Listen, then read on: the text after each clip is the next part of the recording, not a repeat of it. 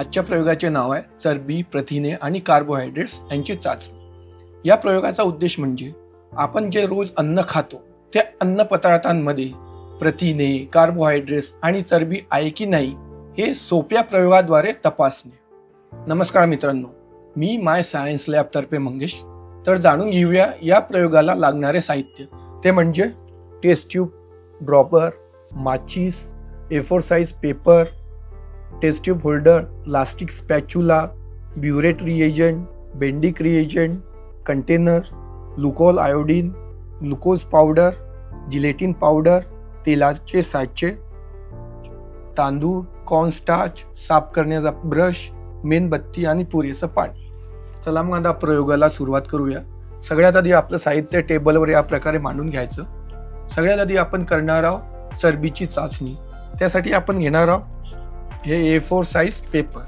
त्याला पूर्णपणे याला उघडून घेऊया। यावर आपल्याला 2 सर्कल करायचे।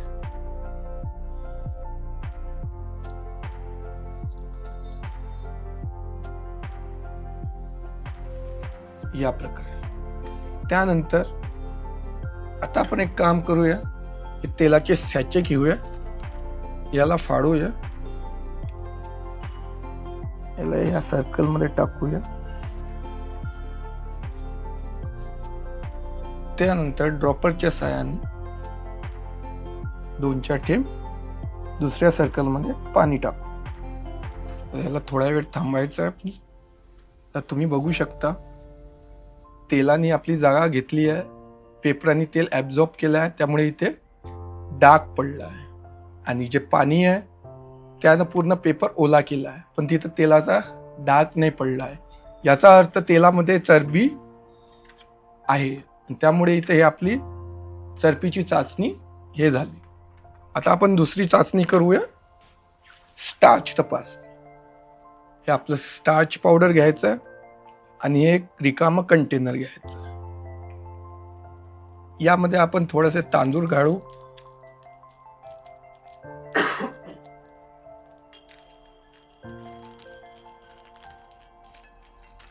थोडेसे तांदूळ या कंटेनर मध्ये टाकूया आणि यामध्ये आपण टाकूया ग्लुकोल आयोडीन, जे आपल्याला तांदळामध्ये स्टार्च आहे की नाही हे तपासायला मदत करते। याचे 5 थेंब टाकायचे।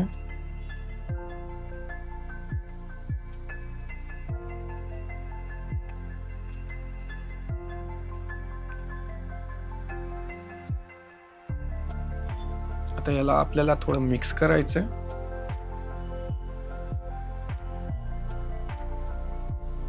तर तुम्ही याला बघू शकता, यामध्ये तांदळाचा रंग बदलायला सुरुवात झाली आहे। याचा अर्थ तांदळामध्ये कार्बोहायड्रेट आहे। तर आपण दुसरं करू स्टार्च चाचणी। सगळ्यात आधी आपल्याला काय करायचं आहे, दुसऱ्या साफ कंटेनर मध्ये 5 ते 6 ml पाणी घ्यायचं।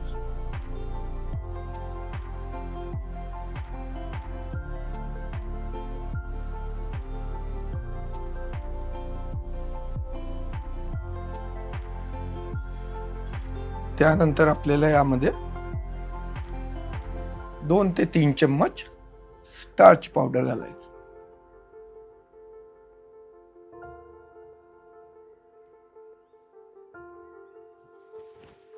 त्यानंतर यामध्ये टाकायचं आपल्याला ग्लुकोल आयोडीन।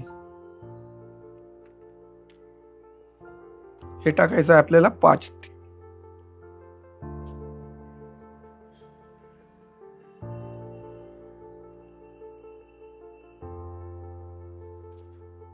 आणि याला थोडंसं आपल्याला मिक्स करायचं। थोड्या वेळाने तुम्ही बघणार की याचा कलर बदलायला सुरुवात झाला आहे। जे कॉर्न आहे त्याचा कलर बदलायला सुरुवात झाली आहे। तुम्ही बघू शकता इथं लेअर दिसून राहिली असेल तुम्हाला कलरची। हे याच्यामध्ये सुद्धा कार्बोहायड्रेट आहे। आता आपण तपासूया, प्रथिने चाचणी करूया। त्यासाठी आपल्याला एक स्वच्छ टेस्ट ट्यूब घ्यायचा आहे आणि यामध्ये आपल्याला 10 ml पाणी घालायचं। ते आपली ड्रॉपर आहे 3 ml ची, आता आपण याला हे आपण 10 ml पाणी घेतलेलं आहे, तर यामध्ये आपण 3 ते 4 चम्मच स्पॅच्युला जिलेटिन पावडर टाक, 3 ते 4 चम्मच.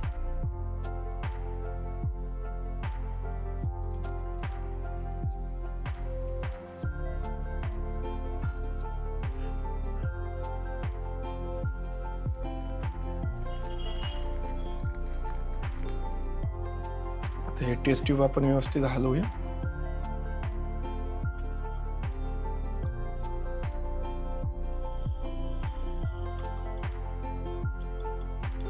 हे आपल्याला याच्यामध्ये पूर्णपणे विरघळेपर्यंत याला हलवायचं आहे. बघू शकता तुम्ही, पूर्ण जिलेटिन पावडर यामध्ये विरघळलेला आहे. आता यामध्ये आपल्याला टाकायचं आहे ब्युरेट रिएजंट. हे आपलं ब्युरेट रिएजंट हे टाकायचं आहे आपल्याला 6 ते 7 थेंब.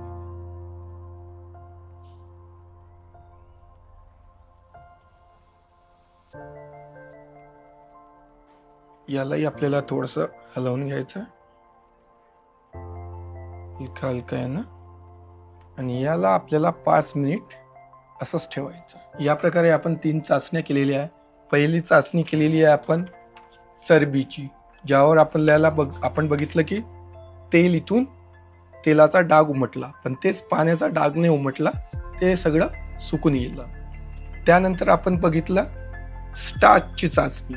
त्यामध्ये आपण बघितलं की तांदळाचा कलर पांढरा पांढरा झाला.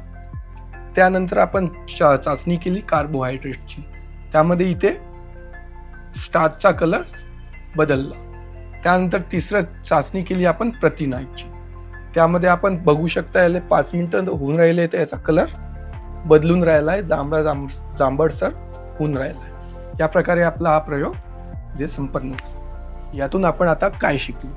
सगळ्यात आधी शिकलो की रिएजंटचा वापर कसा करायचा. दुसरं, चरबी, कार्बोहायड्रेट्स आणि प्रथिने यांची चाचणी कशी करायची हे सुद्धा आपण यातून शिकलो. आता जाणून घेऊया याचे उपयोग. सगळ्यात आधी याचा पहिला उपयोग आहे शालेय शिक्षण, जिथे कार्बोहायड्रेट्स, प्रथिने आणि चरबी हे अन्नपदार्थामध्ये आहे की नाही ते ओळखण्यासाठी. दुसरा आहे आहारशास्त्र. या प्रयोगासंदर्भात जर तुम्हाला काही प्रश्न असतील तर स्क्रीनवर दिलेल्या टोल फ्री नंबरवर संपर्क साधू शकता.